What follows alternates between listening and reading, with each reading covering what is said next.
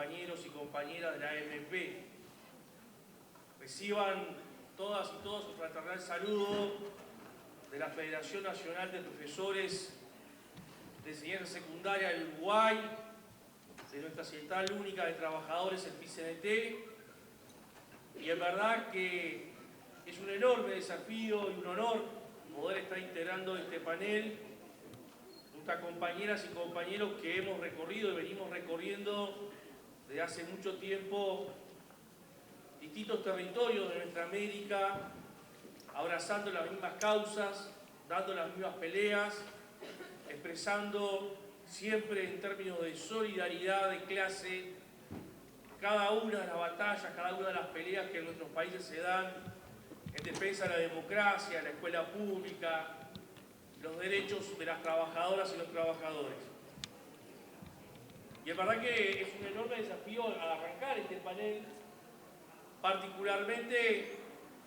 después de la brillante introducción que hiciera nuestro querido compañero Rogelio a modo de reflexión o de fundamentación del porqué de este Congreso. Y es verdad que a nosotros nos sirve mucho esa introducción, particularmente para replantear o reforzar, mejor dicho, dos o tres ideas que Rogelio colocó allí entre las principales preocupaciones que debiéramos asumir como un sindicalismo por la liberación de nuestro pueblo, por la soberanía de nuestros pueblos,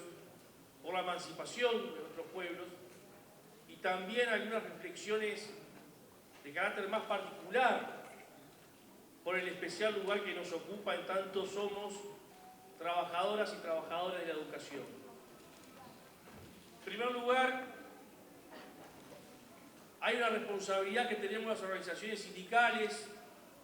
buena parte del campo popular en una definición más amplia, y es no errarle en el diagnóstico. Es importante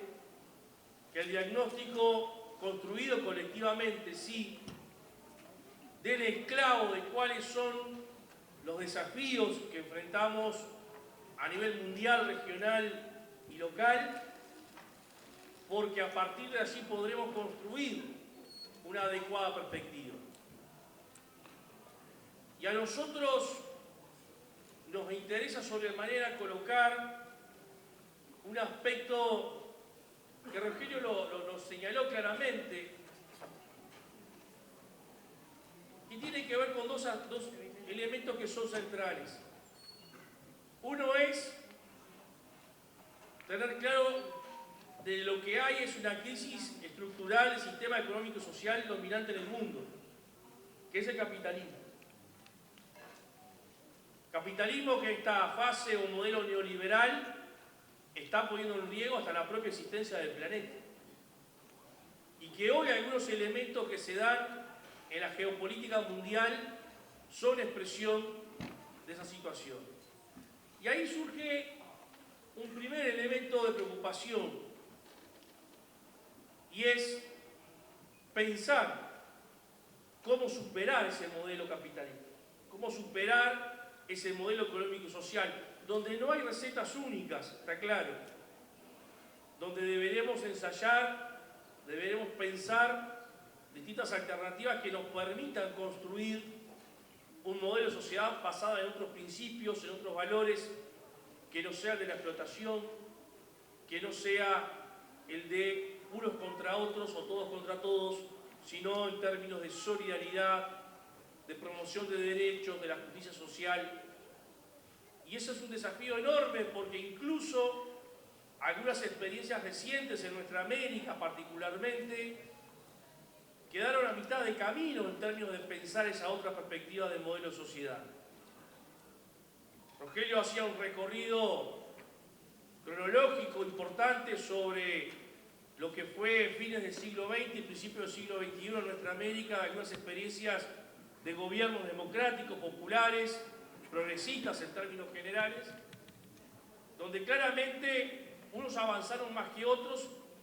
y fueron algunos los que se plantearon efectivamente construir un modelo de sociedad alternativo al capitalismo, con bases muchas veces apenas esbozadas o apenas intentadas poner en práctica pero que incluso generaron las reacciones más grandes de las oligarquías locales en reinstalar algo que también Rogelio ubicaba con mucha claridad, que son las utopías reaccionarias. De hecho, vengo de un país donde después de 15 años de gobierno progresista, estos sectores han instalado en el gobierno, una vez más a sus representantes directos, sectores que están vinculados al gran capital financiero concentrado, al agronegocio, a los medios grandes masivos de comunicación, que han instalado en el gobierno a sus representantes directos, que están intentando promover, impulsar e imponer un modelo donde se cuestiona hasta la propia democracia, donde se cuestiona el papel del Estado, donde se generan políticas de concentración de la riqueza y por contraparte generación de exclusión y marginación de amplios sectores. Lo segundo que queremos colocar es el fenómeno del neoliberalismo, que no lo podemos pensar exclusivamente en términos de un conjunto de nociones o doctrinas económicas, sino que hay que pensarlo en términos de un modelo que viene a generar, que viene a disputar, a instalar una nueva hegemonía también cultural en nuestros pueblos. Venimos de estar en Chile con algunos compañeros de CETERA, el compañero Yasky, Eduardo Pereira, la semana pasada. Un Chile que está discutiendo la reforma constitucional, que busca después de 42 años enterrar la constitución del genocida de Pinochet, que instaló a sangre y fuego la versión más cruel del neoliberalismo en nuestra región. Sin embargo, hoy hay buena parte de la sociedad chilena, por ejemplo, que sigue cuestionando su voto a favor de la reforma constitucional porque dice: yo tengo derecho, por ejemplo, a la salud privada. Porque esa noción de que lo privado es mejor que lo público caló muy hondo en la sociedad chilena, y esto se transporta a la educación y a distintas esferas de la vida. Entonces, la lucha por generar una nueva hegemonía, la lucha por generar una hegemonía que construya la sociedad sobre nuevos valores, la tenemos que comprender que es una lucha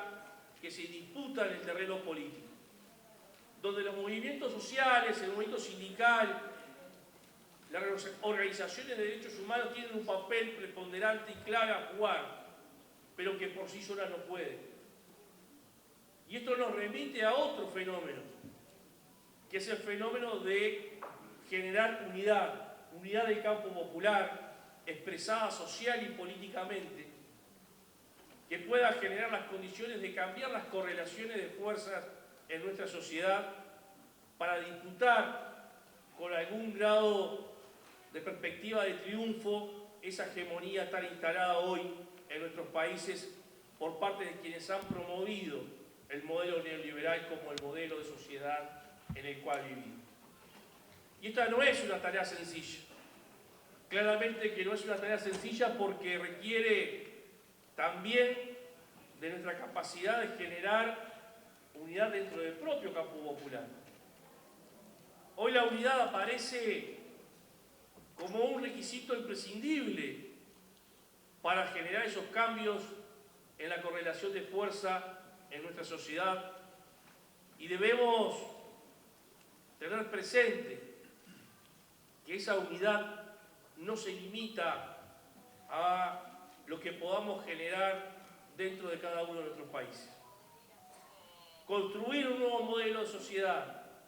construir una perspectiva de triunfo en términos de disputa de hegemonía cultural, para el caso de nuestra América, o es continental o no es. Y esto nos enfrenta a un enorme desafío.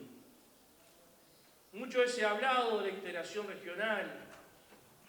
mucho se ha criticado y algunos han hecho autocrítica. ¿Qué nos pasó en esos 15, 20 años que van desde el 98 que ubicaba Rogelio hoy en su introducción al 2013, 2014, que no fuimos capaces de construir una perspectiva de integración regional sobre nuevas bases? Incluso incluso teniendo gobiernos con enormes coincidencias en términos programáticos, en términos de transformación social. Y más allá de los esfuerzos que muchas veces se hicieron desde las organizaciones sociales, desde organizaciones pertenecientes al campo popular, muchas veces las políticas públicas, las definiciones de Estado, no contribuyeron efectivamente a lograr otro modelo de integración que cuestionara, por ejemplo, en el caso del Mercosur, las bases en las cuales se habían planteado en los 90 ese modelo de integración regional. E incluso creando una institucionalidad como la CELAC o la UNASUR, tampoco encontramos condiciones para avanzar mucho más de lo que se debiera en términos de intereses de nuestro pueblo. Y por último, señalar que si lo que tenemos planteado enfrente como desafío es construir un modelo de sociedad que trascienda el capitalismo, si lo que tenemos como desafío es construir además una nueva hegemonía en nuestra sociedad que trascienda lo que hoy plantea el modelo hegemónico dominante en términos del neoliberalismo, si el desafío para ello implica construir unidad, teniendo claro que esta es una disputa que se da en el terreno político y por lo tanto esa unidad tiene que trascender a las organizaciones sociales o populares e ir también al encuentro de las organizaciones políticas. Y si eso lo tenemos que hacer en clave regional, la gran pregunta es cuál es la contribución que tenemos que hacer nosotros para que eso sea posible desde el campo que nos toca actuar sin perder una perspectiva general. Y claramente, esa contribución debiera pasar por recrear en cada rincón de nuestra América el movimiento pedagógico latinoamericano. Hay muchos desafíos por delante, pero todos esos desafíos suponen pensar qué educación, qué escuela pública queremos para que sea efectivamente o esté efectivamente al servicio de las tareas políticas que nos estamos planteando. Y en verdad que tenemos mucho terreno por avanzar y que muchas veces encuentros como este y otros que se reproducen a lo largo y ancho de nuestro continente ayudan como instancia de reflexión, ayudan como instancia de generar propuestas. Pero lo importante, lo sustantivo, es que ningún programa escrito en una hoja cambió la realidad. La realidad la vamos a construir y la vamos a cambiar si son miles, si son millones de mujeres y hombres de todos los países que integran nuestra América, si en esa construcción están los pueblos originarios, están los afrodescendientes, están los mestizos, están las mujeres, están los hombres, haciéndose carne, apoderándose efectivamente de ese programa y haciéndolo realidad en cada rincón de nuestro continente. Entonces el desafío enorme que tenemos por delante es poder aportar elementos conceptuales, organizativos, para hacer efectivo que ese movimiento pedagógico latinoamericano contribuya de una buena vez a la emancipación de nuestros pueblos. Muchas gracias.